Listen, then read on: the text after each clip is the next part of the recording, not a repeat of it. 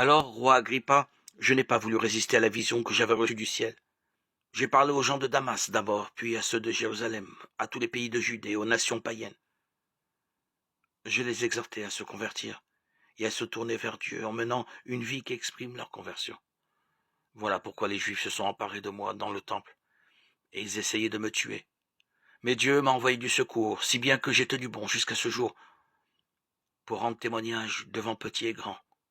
Je ne disais rien d'autre que ce qui avait été prédit par les prophètes et par Moïse, à savoir que le Messie devait souffrir et qu'il devait ressusciter le premier d'entre les morts, pour annoncer la lumière à notre peuple et aux nations païennes.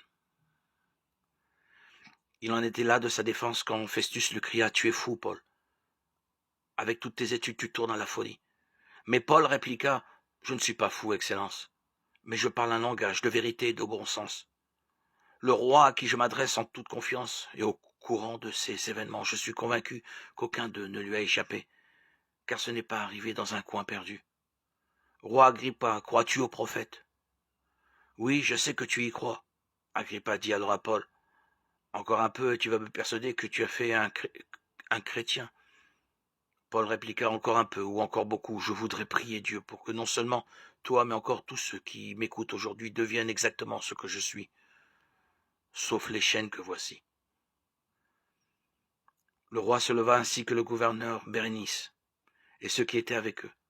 En se retirant, ils se disaient entre eux, cet homme ne fait rien qui mérite la mort ou la prison. Et Agrippa dit à Festus, cet homme aurait pu être relâché s'il n'en avait pas appelé à l'empereur. Actes des Apôtres 26, 19, 32.